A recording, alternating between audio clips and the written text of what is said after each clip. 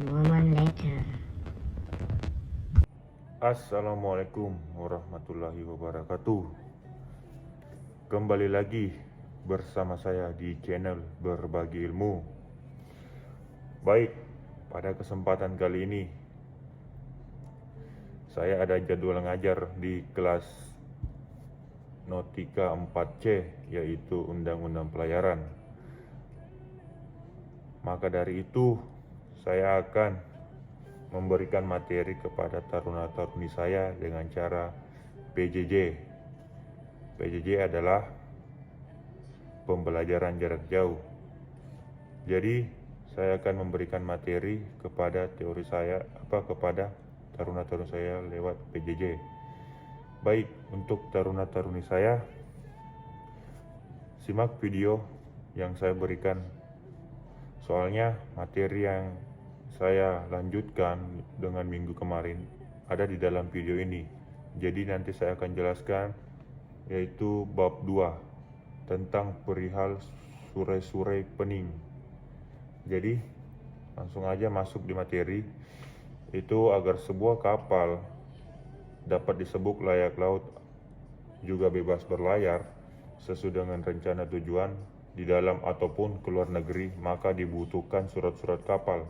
Ada 3, yaitu surat sertifikat kapal, yang kedua dokumen kapal, dan yang ketiga dokumen muatan. Oke, baik. Jadi ketiga ini harus lengkap biar kapal layak layar.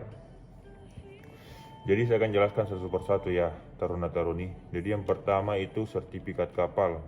Jadi sertifikat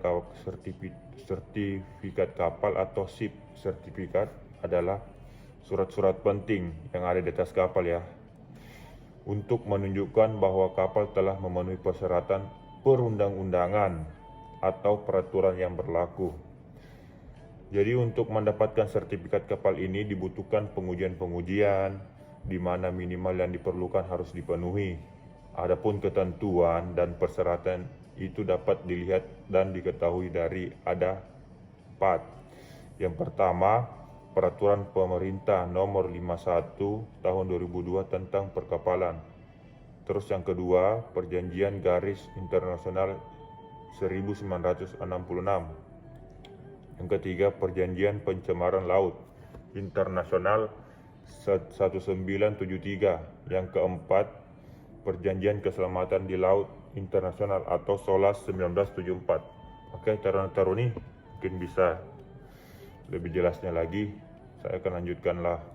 Itu adapun ketentuan dan persyaratan dari peraturan ini berlaku bagi semua kapal laut dan kapal sungai yang berlayar ke laut, terkecuali ada 4 juga, yaitu kapal perang, yang kedua kapal-kapal negara, yang keempat kapal dalam pelayaran percobaan, yang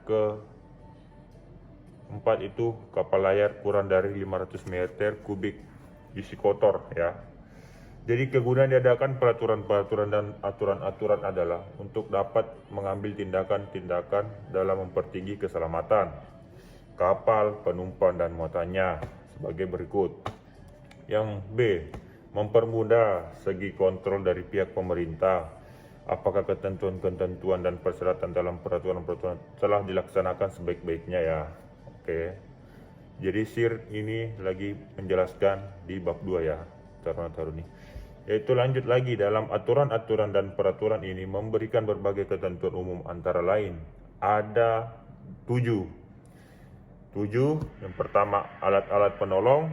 Yang kedua, perlengkapan dan kelengkapan kapal. Yang ketiga, awak kapal. Yang keempat, susunan telegraf radio. Yang kelima, muatan. Yang keenam, tindakan-tindakan keselamatan. Dan yang terakhir itu penjelasan dan uraian-uraian mengenai aturan-aturan yang disebutkan dalam ketentuan tersebut. Oke ya. Jadi kita langsung masuk ke bagian kedua, yaitu macam-macam sertifikat kapal. Jadi sertifikat keselamatan kapal adalah setiap kapal yang pergi ke laut harus dilengkapi dengan sertifikat ini ya. Jadi ingat ya, kapal jika ingin berlayar harus lengkap sertifikatnya ya, baru bisa dinamakan layak berlayar ya. Oke, lanjut.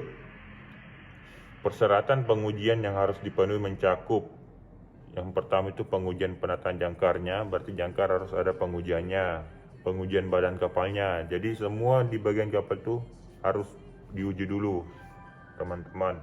Yang ketiga itu pengujian perlengkapan kapalnya. Yang keempat, pengujian sarana laut pemadam kebakaran. Yang kelima, pengujian mesin kapal. Jadi mesin kapal pun diuji dulu, teman-teman. Jadi pengujian penataan lensa. Jadi pengujian penataan kemudi, ya. C, masa berlakunya sertifikat keselamatan kapal. Jadi sertifikat di atas kapal itu juga ada masa berlakunya. Ada expirednya ya. Bukan cuma makanan aja expired. Jadi sertifikat kapal pun juga bisa expire ya, teman-teman. Itu ada dua bagian, yaitu yang pertama untuk masa yang tidak ditentukan bagi kapal yang terdaftar pada salah satu biro kualifikasi yang diakui. Jadi berlaku selama kapal tersebut memegang klasenya.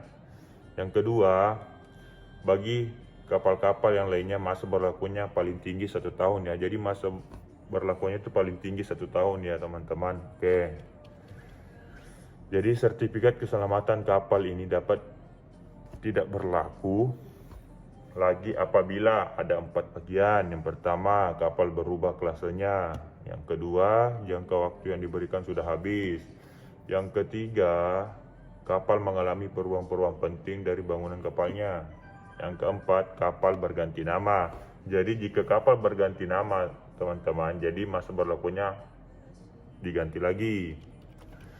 Terus saya lanjut ke langsung B, yaitu sertifikat keselamatan kapal penumpang. Jadi kapal penumpang ini mempunyai juga sertifikat, yaitu dalam pelayaran internasional yang mengeluarkan keselamatan ini adalah Direktur Jenderal Perhubungan, ya, laut atau atas namanya, dan diberikan oleh PKK setelah memenuhi syarat, yaitu memiliki sertifikat kesempurnaannya masih berlaku. Terus memenuhi persyaratan pengujian sebagai berikut: pengujian badan kapal, pengujian mesin kapal, pengujian pembagian ruang-ruang kedap air ya, teman-teman.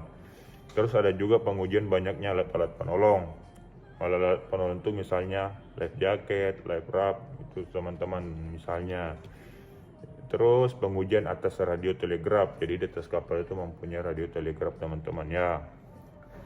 Jadi masa berlakunya sertifikat keselamatan kapal penumpang ini paling lama 1 tahun juga seperti sebelumnya, teman-teman. Oke, kita lanjut ke sertifikat keselamatan radio. Jadi radio yang ada di atas kapal itu mempunyai juga sertifikat, teman-teman ya. Jadi sertifikat ini berlaku untuk kapal barang yang dilengkapi dengan radio telegraf. Sertifikat ini diberikan PKK. Apabila pesawat radio telegraf telah memenuhi persyaratan, sertifikat ini diwajibkan untuk setiap kapal menurut undang-undang harus dilengkapi dengan radio telegraf ya. Sertifikat ini berlakunya hanya 1 tahun ya, 1 tahun juga seperti sebelumnya 1 tahun ya. Lanjut lagi ke sertifikat garis muat. Jadi garis muat pun juga mempunyai sertifikat ini untuk semua kapal menunjukkan lambung timbul minimalnya ya. Lanjut lagi ke sertifikat muatan kayu. Jadi muatan kayu itu mempunyai sertifikat ya, yang muatan kayu lebih dari 5 dari daya angkutannya sebagai muatan di geladak ya. Oke, kita lanjut ke sertifikat penumpang. Berlaku pada setiap kapal mengangkut lebih dari 12 orang penumpang. Jadi 12 orang penumpang itu lebih harus mempunyai sertifikat kapal namanya, teman-teman, dari pelabuhan luar negeri ke pelabuhan lain ya. Oke, adapun persyaratan yang harus dipenuhi untuk mendapatkan sertifikat adalah sertifikat kesempurnaannya masih berlaku, sertifikat keselamatannya masih berlaku, sertifikat lambung timbulnya masih berlaku, sertifikat yang menyangkut keselamatan penumpang memenuhi persyaratan. Oke, lanjut ke sertifikat pembebasan ya. Jadi diberikan oleh PKK kepada kapal yang mendapat beberapa pembebasan terhadap ketentuan-ketentuan dari Perjanjian Keselamatan Internasional 1974 apabila persyaratan internasional. Jadi beberapa pembahasan tersebut menyangkut tentang bangunan kapal, alat penolong ataupun radio telegraf ya. Lanjut ke memorandum. Memorandum ini dibuat oleh PKK. Memorandum ini wajib disimpan di kapal dan siap diperhatikan apabila diminta oleh pejabat yang berwenang. Jadi memorandum ini mengenai kapal antara lain, yaitu ukuran pokok kapal, sertifikat yang diberikan, bangunan dan pembagian teman pemadam air, penyimpanan air, terus jangka dan rantainya, awak kapal yang berijazah, yang tidak berijazah juga pun diberikan. Terus lanjut ke dokumen kapal. Jadi surat penting kapal harus juga diperhatikan adalah dokumen kapal ya. Jadi dokumen kapal adalah surat-surat yang harus ada di kapal, di mana tanpa pengujian khusus terhadap kapal. Jadi mungkin sekian ya penjelasan yang saya berikan di bab 2 ini untuk taruna-taruni. Jadi teman-teman bisa juga menyimak video ini biar tahu juga apa sih itu sertifikat kapal, dokumen kapal. Jadi teman-teman yang bisa ngerti juga kan, jadi kita saling berbagi ilmu di channel ini. Jadi terutama untuk taruna-taruni saya, jadi simak video-video ini untuk taruna-taruni biar wawasan dan ilmunya bertambah ya. Oke, sekian dari saya. Assalamualaikum warahmatullahi wabarakatuh. Terima kasih sudah klik video ini. Terus support channel kami dengan cara subscribe.